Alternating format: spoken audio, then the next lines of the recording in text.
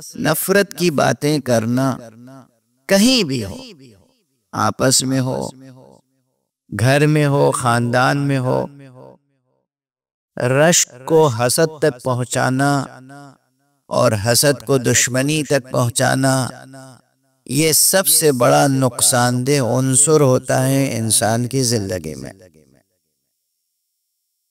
آپس میں سگے دو بھائیوں میں، سگی بہنوں میں، اور بعض موقعوں پر تو والدین اور اولاد کے درمیان، اور اسی طرح الا ماشاء اللہ شاذ صحیح نادر صحیح، آپ حضرات کبھی کبھی خبروں میں پڑھ لیتے ہوں گے، جائیداد کی خاطر بیٹے نے باپ کو قتل کر دیا، جائیداد کی خاطر بھائی نے بھائی کو قتل کر دیا، وغیرہ وغیرہ۔ اس طرح کے واقعات کم ہیں، لیکن پھر بھی جتنے بھی کم ہیں وہ زیادہ ہیں، انسان کے شایع نشان نہیں، اصل انسانیت کے شایع نشان نہیں۔ یہ واقعات کیوں ہوتے ہیں؟ جہالت اور نفرت۔ جہالت اور نفرت کے لیے نسخہ کیمیا کیا ہے؟ علم اور محبت۔ اور اسلام نے جتنا علم اور محبت کی طرف بلایا ہے، شاید ہی کوئی دوسرا دین ہو جو مقابل میں لایا جا سکے۔ قرآن مجید سراسر کتاب رحمت ہے۔ لوگ یہ سمجھتے ہیں، بعض لوگ جو قرآن مجید کی اور اصلاً محبت کی زبان نہیں جانتے، وہ یہ سمجھتے ہیں کہ قرآن مجید میں تو جگہ جگہ پر غیظ و غضب الہی کا ذکر ہے۔ یہ محبت کرنے والے کے جلال محبت کا اندازہ نہیں رکھتے۔ آپ دیکھیے، ماں باپ کے اور اولاد کے درمیان شدید محبت ہوتی ہے، بھائی بھائی کے درمیان شدید محبت ہوتی ہے، دوست دوست کے درمیان اگر شدید محبت ہوتی ہے تو وہاں وہ لہجہ نہیں ہوتا جو غیر کے ساتھ ہوتا ہے۔ غیر کے ساتھ ہوتا ہے، جی آپ ذرا زحمت فرمائیے گا، یہ کام کر دیجیے گا، اور جو محبت ہوتی ہے، بھیا یہ کام کرو، چلو یہ کام کرو، تم نے یہ کام نہیں کیا تو ہم معاف نہیں کریں گے۔ اب یہ کیا دشمنی کا لہجہ ہے؟ یہ لہجہ بتا رہا ہے کہ محبت کی شدت ہے، یہاں پر کوئی خاص رشتہ ہے الفت کا، تب یہ شدت سے مطالبہ ہو رہا ہے۔ لوگ تو محبت و نفرت کے لہجوں میں تمیز نہیں کرتے، اس سے بڑی جہالت کیا ہوگی۔ قرآن مجید سر بسر کتاب رحمت ہے۔ ایک ماں اپنے بچے کو کھانا نہ کھانے پر ڈانٹتی ہے اور کبھی کبھی مارتی ہے، کھا نہیں رہا ہے، دودھ نہیں پی رہا ہے، یہ ماں کیا دشمن ہے؟ جس طرح ایک ماں ایک بچے کو دودھ نہ پینے پر، غذا نہ کھانے پر، دوا نہ لینے پر ڈانٹتی ہے، مارتی ہے، قہر کرتی ہے، کیا اتنا سا حق بھی خالق کو نہیں حاصل ہے کہ وہ بندوں سے جلال کے لہجے میں بات کریں؟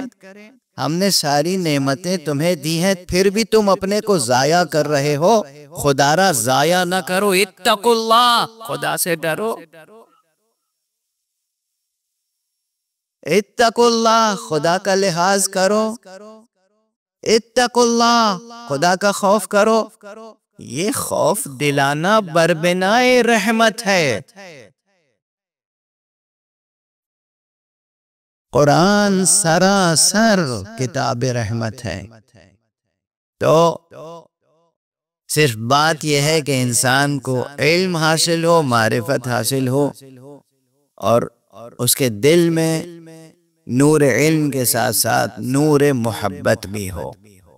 جتنے دینی اقدار ہیں اور جتنے اخلاقی اقدار، وہ سب کے سب ان دو چیزوں سے پروان چڑھتے ہیں، دو چیزوں سے پروان چڑھتے ہیں۔ میں نے یہ جملہ اس سے پہلے ایک دو مرتبہ عرض کیا ہے، علم ہے ابو الاقدار، تمام ویلیوز کا باپ، ابو الاقدار ہے علم، اور تمام اخلاقی اقدار کی ماں ہے محبت، ام الاقدار ہے محبت۔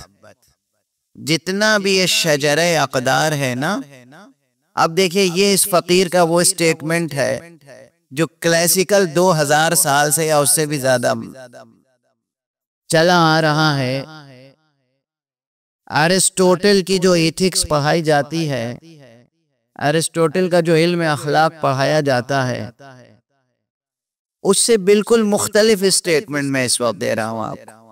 اگرچہ اس سے متصادم نہیں ہے، متضاد نہیں، لیکن تھیم اور تھیسس بالکل مختلف ہے۔ موٹی موٹی کتابیں لکھی گئی علم اخلاق پر، اور اس میں کیا لکھا گیا؟ وہی بات دہرائی جاتی رہی جو ارسطوٹل نے لکھی تھی۔ وہ جو تھی بات، وہ تھی انسانی نفسیات کے انسانی مطالعے کی روشنی میں۔ نفس انسانی کا مطالعہ کیا، نفس کے تقاضوں کو دیکھا، نفس کے مختلف ابعاد پہ توجہ کی، نفس کے غرائز، نفس کے خصوصیات، نفس انسانی کی properties, characteristics, characters, faculties, mind کے مختلف فیکلٹیز، اس کو اسٹڈی کیا۔ اس نے ایک طرف علم منطق کو مدون کیا، جزاہ اللہ خیر الجزا۔ علم منطق بھی دراصل علم النفس کا ایک شعبہ ہے، کیونکہ خود آپ کا ذہن جو ہے وہ نفس کا ایک شعبہ ہے، اور ذہن کی کارکردگی کے انداز کو منطق کہتے ہیں۔ علم منطق کیا ہے کہ انسانی ذہن کس طریقے سے کام کرتا ہے، انسانی ذہن کس طریقے سے نتائج حاصل کرتا ہے۔ یہ ہے علم منطق، لاجک، جو کلاسیکل لاجک ہے ارسطوٹل کی، منطق ارسطی، منطق ارسطاطالیس۔ تو وہ دراصل علم النفس کی ایک شاخ ہے، ایک شعبہ ہے۔ پھر اس نے علم النفس میں دیکھا کہ انسان کے اندر شہوتیں ہوتی ہیں، انسان کے اندر کیا کیا چیزیں، کیا طلب ہوتی ہے، کیا چیز انسان پسند کرتا ہے، کیا چیز ناپسند کرتا ہے، الگ الگ اس نے چیزیں دیکھی، اور اس کے بعد کہا کہ بھئی علم اخلاق جو ہے اس کی بنیاد جو ہے وہ یہ ہے کہ 4 چیزوں پر ہے: حکمت، شجاعت، عفت اور عدالت۔ 4 چیزوں پر درست ہے، یہ انسانی اوصاف ہیں، لیکن اس فقیر کا اپروچ ہمیشہ یہ رہتا ہے کہ ہر چیز میں ایک اصل اصیل تک پہنچنے کی کوشش کرنی چاہیے، ایک نقطے تک پہنچنے کی کوشش کرنی چاہیے۔ آپ کے اور ہمارے ذہنوں کی تربیت اگر اس حدیث کی روشنی میں ہو تو آپ کے اندر بھی یہ اپروچ پیدا ہو جائے گا کہ جو کچھ پورے قرآن میں ہے وہ سورہ حمد میں ہے، جو کچھ سورہ حمد میں ہے وہ بسم اللہ میں ہے، جو کچھ بسم اللہ میں ہے وہ بائے بسم اللہ میں ہے، اور وہ سب کچھ نقطۂ بائے بسم اللہ میں ہے۔ ایک نقطے تک پہنچنے کی کوشش کرنی چاہیے۔ اسے میں کہتا ہوں توحیدی اپروچ، توحیدی علم اخلاق۔ توحیدی علم اخلاق میں جب آپ جائیں گے تو ام الاقدار محبت ہے، ابو الاقدار علم ہے۔ کوئی بھی وصف ہو انسان کا نکھر نہیں سکتا اگر اس کے پاس علم نہیں ہے، اگر وہ جہالت میں ڈوبا ہوا ہے۔ اب ایک مثال دے دوں، یہ مثال ممبر پہ دے چکا ہوں۔ عام طور پر ہمارے ممبروں پر بھی یہ بیان دیے جاتے رہے، آپ بھی دیے جاتے ہوں گے کہ صاحب حضرت علی کی شخصیت تضادات کا مجموعہ ہے۔ ابھی میں نے عرض کیا یہ تضادات کون سے تضادات ہیں؟ یہ مظاہر خیر کے تضادات ہیں جو قابل حل اور قابل رفع ہیں، انہیں رفع کیا جا سکتا ہے، انہیں حل کیا جا سکتا ہے مظاہر خیر میں، ورنہ حقیقت میں ان میں تضاد نہیں ہے۔ کیوں تضاد نہیں ہے؟ اب یہ ایک اصل اصیل، یہ ایک بنیاد، یہ ایک فاؤنڈیشن، فلسفیکلی یہ ایک حکیمانہ بنیاد ذہن میں رکھیے۔ جتنی بھی ایگزسٹنشل پراپرٹیز ہوتی ہیں ان میں کبھی بھی، یعنی جو ایگزسٹنٹ کوالٹیز ہوتی ہیں، وہ صفتیں، وہ کوالٹیز جو متن وجود میں پائی جاتی ہیں، جو متن ہستی میں ہوتی ہیں، جو سینہ حیات میں پائی جاتی ہیں، ان میں تضاد کا رشتہ کبھی نہیں ہو سکتا، ان میں وحدت کا رشتہ ہوتا ہے۔ یعنی جو، اب اس کو آسان کر دوں، آسان تعبیر یہ ہے کہ جو صفتیں انسان میں پائی جاتی ہیں، ہوتی ہیں، وہ صفتیں جو ہونے والی ہیں، جو ہونے سے تعلق رکھتی ہیں، ان میں تضاد کا رشتہ نہیں ہوتا۔ تضاد تو وجود اور عدم میں ہے، ہونا اور نہ ہونا، ایگزسٹنٹ نان ایگزسٹنٹ۔ صفتیں اب جو پائی جاتی ہیں، علم بھی پایا جاتا ہے، شجاعت بھی پائی جاتی ہے، سخاوت پائی جاتی ہیں، ٹھیک ہے نا؟ تو یہ کہنا کہ علم اور شجاعت دو متضاد چیزیں ہیں، ان میں کانٹرڈکشن ہے، یعنی جہاں علم ہوگا وہاں شجاعت نہیں ہوگی، جہاں شجاعت ہوگی وہاں علم نہیں ہوگا، اور یہ دو متضاد چیزیں تھیں جو حضرت علی کی زندگی میں یکجا نظر آئیں۔ یہ خطابت کے لیے تو ٹھیک ہے، وہاں سبحان اللہ ہو جائے گا، فلسفیکلی یہ رانگ ہے۔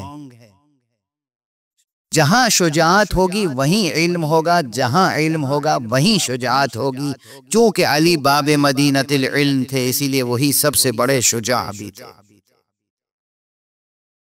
اب لوگ طنز سمجھیں گے، لیکن آپ پھر تاریخ میں دیکھیے، آپ کے ذہن سے قریب تر جہاں علم نہیں تھا وہاں شجاعت بھی نہیں تھی، جہاں علم نہیں تھا وہاں شجاعت نہیں تھی، جہاں علم نہیں تھا وہاں ثبات قدم نہیں تھا، تو علم جہاں ہوگا وہیں شجاعت ہوگی۔ تو جتنی صفتیں ہیں ہستی کی، یہ صفتیں وہ ہیں کہ جن میں آپس میں تضاد کا رشتہ نہیں ہے، ہاں شدت اور ضعف میں فرق ہوتا ہے، کوئی کسی رتبے پہ ہے، کوئی اس سے بلندتر رتبے پہ ہے، کوئی اس سے بلندتر رتبے پہ ہے، کوئی اس سے بلندتر رتبے پہ، یہ فرق ہوتا ہے، لیکن تضاد کا رشتہ نہیں ہوتا۔